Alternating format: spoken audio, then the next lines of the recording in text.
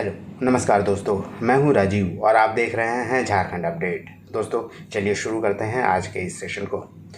और दोस्तों आज के इस सेशन में हम लोग देखेंगे झारखंड से रिलेटेड करंट अफेयर्स के इम्पॉर्टेंट प्रश्नों को।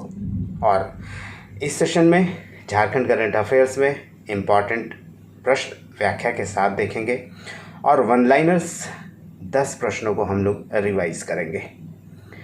और सेशन में एक अभ्यास प्रश्न भी है जिसका जवाब आप कमेंट में करके बता सकते हैं, जिसका जवाब नेक्स्ट वीडियो में हम लोग जानेंगे और व्याख्या भी जानेंगे।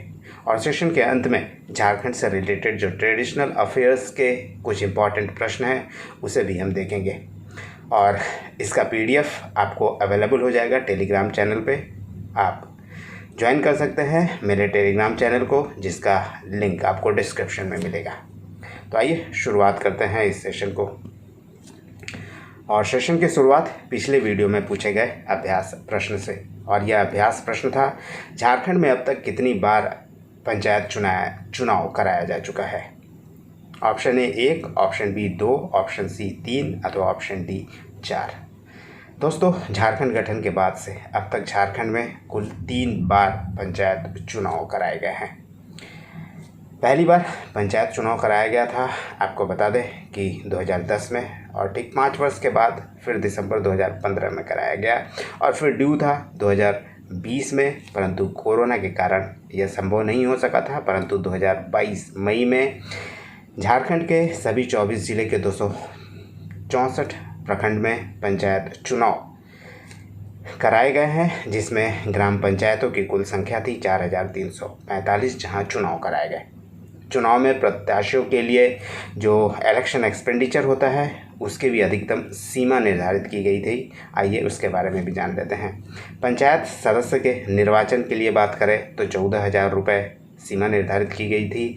ग्राम पंचायत के मुखिया के लिए 85,000 रुपये, पंचायत सचिव सदस्य के लिए 71,000 रुपये और जिला परिषद सदस्य के प्रत्याशी के लिए 2,14,000 रुपये व्यय की सीमा को निर्धारित किया गया था। चलिए अब देखते हैं नए झारखंड से करंट अफेयर्स के कुछ प्रश्नों को। और पहला प्रश्न है आज का, झारखंड में इन दिनों मक्के की फसलों पर हमले करने वाला अमेरिकी कीट या कीटों का नाम कृषि विशेषज्ञों के अनुसार क्या है। Option A ricinus communis, option B spodoptera frugiperda, option C empoasca flavescens अथवा option D all the above. दोस्तों इसका सही उत्तर है ऑप्शन बी स्पोडोस्पर्टा फ्यूजीपर्दा। इसका नाम है जो अमेरिकन कीट है और मक्के के फसलों पर झारखंड में अटैक कर रहा है। आइए इसके बारे में जानते हैं। रांची के ग्रामीण इलाकों में इसके अलावा हजारीबाग, रामगढ़, कोडरमा, चतरा, पलामू, लातेहार, गढ़वा, धनबाद, गिरिडीह सहित झारखंड के कई जिलों में यह अमेरिकन कीड़े ने मक्के की फसलों पर हमला किया है। आपको बता दें कि कृषि विशेषज्ञों ने इस अमेरिकी कीट का नाम बताया है स्पोडोस्पेटा फूजीपर्डा। यह कीट मक्के की पत्ती में छेद कर दे रहा है और 15 से 20 दिनों के अंदर ही पूरी मक्के को चट कर जा रहा है, यानी समाप्त कर दे रहा है। और ये कीड़े जंगलवर्ती इलाकों में साल और सखुआ पेड़ों के पत्तों को भी पूरी तरह खा गए हैं। तत्काल इस कीट से फसल को बचाने के लिए कीटनाशक का इस्तेमाल करने सहित अन्य उपायों को भी अपनाया गया है। और कीटनाशक के नाम पर जो बताया गया है जिसका सॉल्यूशन स्प्रे किया जा सकता है वो है क्लोरोपाइरोफॉस एंड और साइपरमेथ्राइन। ये 2 सॉल्यूशन हैं जिसका स्प्रे कर कीटनाशक है जो कि बचाव किया जा सकता है स्पोडोस्पर्डा फूजीपर्डा से। इसके अलावा इसमें आपको बता दें कि 2018 में पहली बार कर्नाटक के चिकबल्लापुर ज़िले में मक्के की खेत में अमेरिकी कीट स्पोडोस्पर्डा फ्यूजीपर्दा को देखा गया था। और उसके बाद उत्तर प्रदेश और बिहार में भी इसकी पुष्टि हुई थी। और अब झारखंड के कई जिलों में इसके मौजूद होने का पता चला है और इससे मक्के की खेती को नुकसान हो रहा है। यह विनाशकारी कीट मक्के के अलावा धान, बंदा गोभी, चुकंदर, गन्ना, मूंगफली, सोयाबीन, प्याज, टमाटर और आलू की फसल को भी नुकसान पहुंचाता है। बेहद छोटा दिखने वाला यह कीड़ा मात्र 24 घंटे में 100 किलोमीटर तक फैल सकता है। चलिए देखते हैं दूसरे प्रश्न को। और आज का दूसरा प्रश्न है, जमशेदपुर की जया वर्मा सिन्हा निम्नलिखित में से किस संस्थान की पहली महिला चेयरमैन या चेयरपर्सन या चेयर वीमेन नियुक्त की गई है? ऑप्शन ए रॉ, option B ICSE, option C CBSE अथवा ऑप्शन डी रेलवे बोर्ड। इसका सही उत्तर है दोस्तों, रेलवे बोर्ड की चेयर वीमेन या चेयरपर्सन नियुक्त की गई हैं जमशेदपुर की जया वर्मा सिन्हा। आपको बता दें कि जमशेदपुर की जया वर्मा सिन्हा रेलवे बोर्ड की पहली महिला चेयरमैन नियुक्त हुई है और वह जमशेदपुर की बहू है। जया वर्मा की शादी जमशेदपुर के सोनारी के साकेत विहार के रहने वाले नीरज सिन्हा से हुई थी और ये दोनों 1987 में एक साथ IRTS यानी इंडियन रेलवे ट्रैफिक सर्विस के अधिकारी बने थे और दोनों ने बाद में शादी कर ली थी और 3 वर्षों के बाद नीरज सिन्हा फिर से UPSC में अपीयर हुए और IPS बन गए थे और वर्तमान में नीरज सिन्हा 1900 बैच के IPS अधिकारी हैं। प्रश्न नंबर 3 है, झारखंड का पहला फ्लोटिंग सोलर पावर प्लांट में बिजली उत्पादन कहाँ प्रारंभ किया गया है? Option A Chandil dam, option C Getalsud dam, option C Tata steel factory अथवा ऑप्शन डी BSL लिमिटेड। दोस्तों इसका सही उत्तर है option C, Tata steel factory के अंदर फ्लोटिंग सोलर पावर प्लांट से बिजली का उत्पादन शुरू किया गया है और झारखंड का पहला फ्लोटिंग सोलर पावर प्लांट होगा जहां से उत्पादन शुरू किया गया है और यह स्थान है टाटा स्टील फैक्ट्री के अंदर स्थित कूलिंग पॉन्ड, यानी अंदर एक बड़ा तालाब है, वहां पे फ्लोटिंग सोलर पावर प्लांट लगाया गया है और कुल 15,000 वर्ग मीटर में इसे लगाया गया है और इसकी कुल क्षमता है 10.8 मेगावाट और कुल 2 यूनिट इसके लगाए गए हैं जो दोनों 5-5 मेगावाट के बराबर है। इसमें लगभग 80 करोड़ रुपए की लागत आई है और टाटा पावर रिन्यूएबल एनर्जी द्वारा इसे स्थापित किया गया है। आपको बता दें कि राज्य सरकार की सौर ऊर्जा नीति, जो कि नया नीति है 2022 की सौर ऊर्जा नीति झारखंड की, उसके अनुसार अगले 5 वर्षों में झारखंड के 3 दर्जन से ज़्यादा डैम्स और जलाशयों में के ऊपर फ्लोटिंग सोलर पावर प्लांट लगाना है और लगभग 1000 से 2000 मेगावाट के बीच बिजली का उत्पादन करने का भी लक्ष्य इस नए सौर ऊर्जा नीति 2022 के तहत किया गया है। इसके तहत जहाँ जहाँ कार्य चल रहा है फ्लोटिंग सोलर पावर प्लांट का, वह है गेतलसूद डैम। झारखंड बिजली वितरण निगम लिमिटेड द्वारा रांची के गेतलसूद डैम में वर्ल्ड बैंक की मदद से 800 करोड़ रुपए की लागत से 150 मेगावाट के फ्लोटिंग सोलर पावर प्लांट लगाने का फैसला किया गया है और यह 2018 से ही इसकी प्रक्रिया शुरू हो गई है, परंतु अभी तक ये कार्य यहाँ पे उत्पादन शुरू नहीं हो पाया है। आपको बता दें कि इसके लिए झारखंड बिजली वितरण लिमिटेड और सेकी यानी solar energy corporation of India के बीच एक एग्रीमेंट भी हुआ था। वहीं चांडिल डैम की बात करें तो यहाँ भी फ्लोटिंग सोलर पावर प्लांट लगाया जाना है और जरेडा यानी Jharkhand renewable energy development agency के द्वारा राज्य का सबसे बड़ा फ्लोटिंग सोलर पावर प्लांट यहीं पे स्थापित किया जाना है, जिसकी क्षमता होगी 600 मेगावाट और यह PPP मोड के तहत इसे निर्मित किया जाएगा। वहीं तेनुघाट डैम की बात करें तो इसकी क्षमता 400 मेगावाट की होगी और शंख डैम में भी फ्लोटिंग सोलर पावर प्लांट लगाया जाना है और शंख डैम में फ्लोटिंग सोलर पावर प्लांट लगाए जाने से संबंधित प्लांट का ड्राफ्ट ऊर्जा विभाग ने राज्य सरकार को भेज दिया है। इस तरह झारखंड के कई ऐसे डैम हैं या फिर रिजर्वॉयर हैं जहां आने वाले समय में फ्लोटिंग सोलर पावर प्लांट से बिजली का उत्पादन शुरू हो जाएगा। प्रश्न नंबर 4 है, झारखंड के किस प्रमंडल में लंपी वायरस की चपेट में आए मवेशियों का टीकाकरण शुरू कर दिया गया है? Option A Santhal Pargana, option B Palamu, option C Dakshin Chhota Nagpur अथवा ऑप्शन डी कोल्हान। इसका सही उत्तर है दोस्तों ऑप्शन ए, संथाल परगना में लंपी वायरस से कई मवेशी चपेट में आए हैं जिसके लिए टीकाकरण शुरू किया गया है। आइए इसके बारे में भी जान लेते हैं। झारखंड के दुमका, साहेबगंज और गोड्डा आदि जिले में लंपी वायरस की चपेट में आए मवेशियों के लिए टीकाकरण का कार्य प्रारंभ किया गया है और लगभग 6 लाख पशुओं को लंपी वायरस से बचाव के लिए टीकाकरण का लक्ष्य रखा गया है। इन दिनों ग्रामीण क्षेत्रों में बड़ी संख्या में दुधारू पशुओं में उक्त बीमारी फैल रही है। इससे दूध के उत्पादन पर भी असर पड़ रहा है। आपको बता दें कि लंपी वायरस है क्या।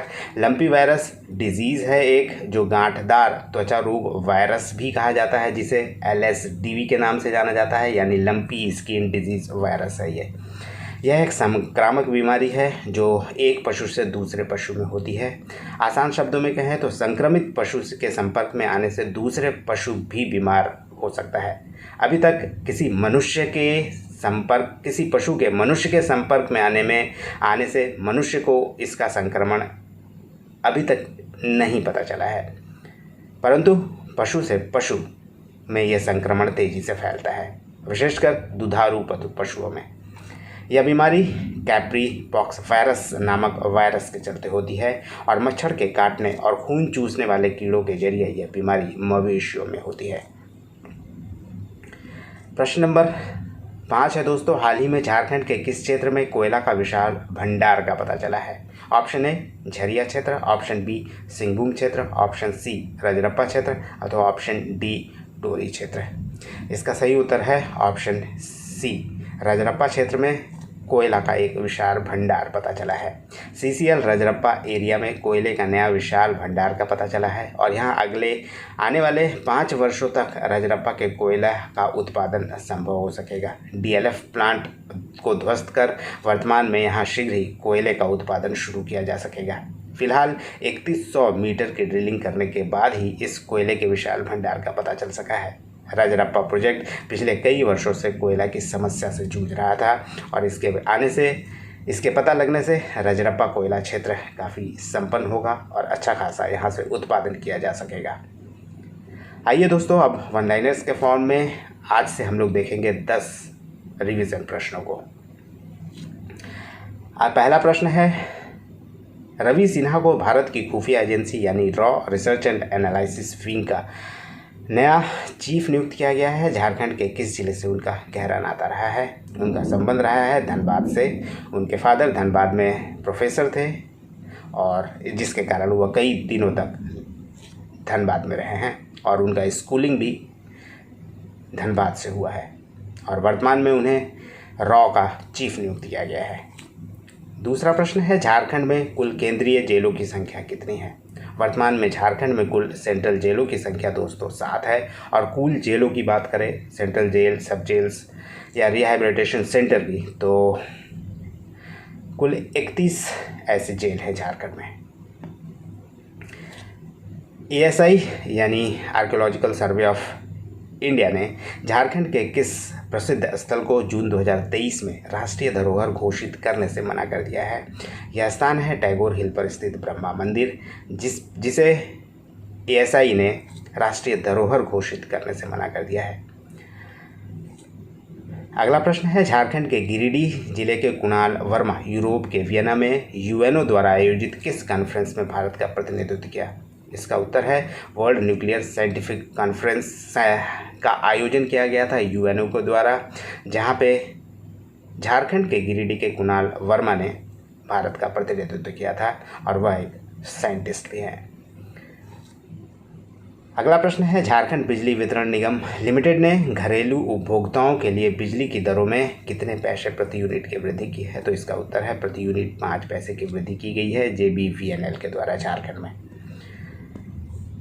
इसके अलावा आपको बता दें कि 20 से 22 फरवरी 2023 के बीच राष्ट्रीय जूट महोत्सव का आयोजन कहाँ किया गया था?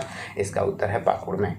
छात्र नेता से राजनेता बने किस व्यक्ति ने नई राजनीतिक पार्टी यानी झारखंडी भाषा खतियान संघर्ष समिति का गठन किया है? इसका उत्तर है यह युवा नेता हैं जयराम महतो, जिसने एक नई राजनीतिक पार्टी फ्लोट की है जिसका नाम है झारखंडी भाषा खतियान संघर्ष समिति और अपना चिन्ह रखा है पार्टी का टाइगर। अगला प्रश्न है, झारखंड सरकार द्वारा शुरू हो रही Sikatia mega lift irrigation scheme का लाभ कितने प्रखंडों को मिलेगा? तो कुल 4 प्रखंड होंगे जिससे इसका लाभ मिलेगा। और ये 4 प्रखंड 2 जिलों में हैं, देवघर और इसके अलावा आपको बता दें कि जामताड़ा। इन 2 जिलों के 4 ब्लॉक्स में Sikatia mega lift irrigation scheme का लाभ लोगों को मिल पाएगा। 7 जुलाई 2023 को दामोदर वैली कॉरपोरेशन यानी डीवीसी ने कितने वर्ष पूरे कर लिए हैं? तो उत्तर है 75 वर्ष, यानी 1948 में इसकी स्थापना की गई थी 7 जुलाई को, और 75 वर्ष डीवीसी ने अब पूरे कर लिए हैं। द पीपुल्स लीडर जो विवेकानंद झा द्वारा लिखित पुस्तक है, किसके जीवन पर आधारित है? इसका उत्तर है सरयू राय, जो विधायक हैं वर्तमान में पूर्वी जमशेदपुर से, और इन्होंने ही वर्तमान मुख्यमंत्री रहे रघुवर दास को हराया है। अब देखते हैं दोस्तों आज के अभ्यास प्रश्न को, और आज का अभ्यास प्रश्न है झारखंड सरकार द्वारा ट्रांसजेंडर समुदाय के लोगों को पेंशन योजना के रूप में प्रतिमाह कितने रुपए दिए जाएंगे? ऑप्शन ए 2000 रुपये, ऑप्शन बी 1500 रुपये, ऑप्शन सी 1000 रुपये, अथवा ऑप्शन डी 500 रुपये। दोस्तों इसका जवाब आप कमेंट में बता सकते हैं। नेक्स्ट वीडियो में हम इसका उत्तर भी जानेंगे और इसे डिटेल में भी बताएंगे। आइए अब देखते हैं स्टैटिक जीके के कुछ प्रश्नों को। झारखंड के किस जनजाति के लोग दामोदर नदी को पवित्र नदी मानते हैं? Option A Munda, option B Karmali, option C Asur, अथवा ऑप्शन डी संथाल। दोस्तों झारखंड के करमाली जो जनजाति हैं वह दामोदर नदी को पवित्र नदी मानते हैं। आइए इसके बारे में भी हम लोग जान लेते हैं। करमाली जनजाति अति प्राचीन जनजाति है झारखंड की, और पोटो ऑस्ट्रोलैड प्रजाति समूह की जनजाति है। वर्तमान में इनकी जनसंख्या 64,154 है, जो लगभग 7.74% है। इनकी भाषा कुरमाली है, और यह भाषा आष्टिक भाषा परिवार समूह में के अंतर्गत आता है, और यह शिल्पकार होते हैं और अस्त्र शस्त्र बनाने में निपुण माने जाते हैं। इस जनजाति में विवाह के कई प्रकार देखे जाते हैं, जैसे गोलट विवाह, राजी खुशी विवाह, आयोजित विवाह, विनिमय विवाह, उडरी विवाह, ढूको विवाह और सांगा विवाह। इस तरह से कई प्रकार के विवाह इनके जनजाति में प्रचलित है। और इनके जो वधू मूल्य होते हैं उन्हें पून या हथुआ कहते हैं। वधू मूल्य का अर्थ है दोस्तों वर पक्ष द्वारा जो गिफ्ट दिया जाता है मनी के रूप में या कैश के रूप में या कोई वस्तु के रूप में, उसे वधू मूल्य कहते हैं। और उसे इस जनजाति में यानी करमाली जनजाति में पून या हथुआ के नाम से जाना जाता है। करमाली जनजाति के सर्वोच्च देवता सिंहबोंगा है, और इनके पवित्र स्थल है देवगरी। और पाहन या नाया धार्मिक कार्यों को संपादन करने वाले होते हैं, जिन्हें पाहन या नाया कहते हैं। और प्रमुख त्यौहार इस जनजाति में है सरहुल, कर्मा, सोहराई, नवाखानी और टूसू। और इस जनजाति में यानी करमाली जनजाति में टूसू को ये मीठा पर्व या बड़का पर्व कहकर बुलाते हैं, यानी इस टूसू पर्व को ये मीठा पर्व या बड़का पर्व कहते हैं। आइए अब वन लाइनर्स के फॉर्म में दोस्तों देखते हैं कुछ ट्रेडिशनल अफेयर्स को, और इसके अंतर्गत आज का पहला प्रश्न है हेमंत सोरेन पहली बार कब मुख्यमंत्री बने थे? आपको बता दें कि पहली बार मुख्यमंत्री बने थे हेमंत सोरेन 2013 में, और यह लगभग 17 महीना तक मुख्यमंत्री रहे थे। और दूसरी बार 2019 में मुख्यमंत्री बने हैं, और पहली बार 2013 में बने थे लगभग 17 महीना के लिए। अगला प्रश्न है दोस्तों नंगे पांव श्रद्धापूर्वक आग पर चलने का पर्व झारखंड में कौन सा है? यह है दोस्तों मंडा पर्व, और मेला भी आयोजित किया जाता है नंगे पांव श्रद्धापूर्वक आग पर चलने के बाद दूसरे दिन। तो पर्व भी है मंडा और एक मेला भी है। वैसे मेले की बात करें तो वैशाख जेठ आषाढ़ के महीने में इसका आयोजन किया जाता है हजारीबाग, बोकारो, रामगढ़ वाले क्षेत्र में। और जिस रात आग पर चला जाता है उस रात को जागरण वाली रात कहते हैं, यानी जागरण कहा जाता है। और दूसरे दिन फिर सुबह मंडा मेला आयोजित किया जाता है, जहां हजारों लोग आते हैं। वहीं मंडा पर्व की बात करें तो मंडा पर्व में भी नंगे पांव श्रद्धापूर्वक लोग आग पर चलते हैं। ये इनकी परंपरा है, जिसके बाद मेला का आयोजन किया जाता है। अगला प्रश्न है, झारखंड के कितने जिलों की सभी विधानसभा क्षेत्र अनुसूचित जनजाति हेतु आरक्षित है?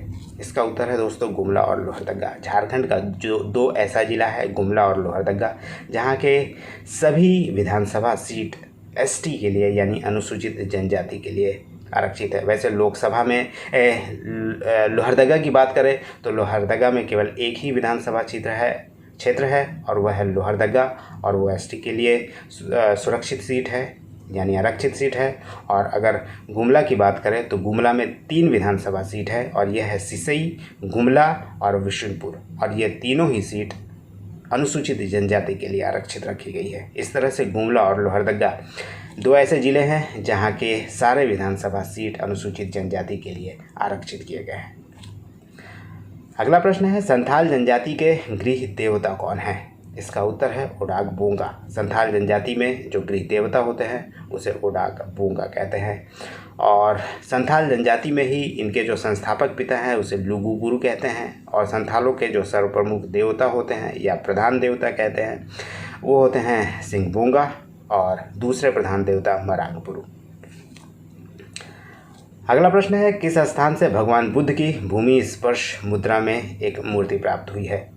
इसका उत्तर है दोस्तों लातेहार का पलामू किला, जहाँ से भगवान बुद्ध की भूमि स्पर्श मुद्रा में एक मूर्ति प्राप्त हुई थी। वैसे झारखंड के कई ऐसे इलाके हैं जहाँ भगवान बुद्ध से संबंधित कई तरह के मूर्ति खुदाई के दौरान मिले हैं। इस तरह दोस्तों आज था ये सेशन, उम्मीद करता हूँ आपको पसंद आया होगा। धन्यवाद, फिर मिलते हैं नेक्स्ट सेशन में, तब तक जुड़े रहिए झारखंड अपडेट के साथ। धन्यवाद।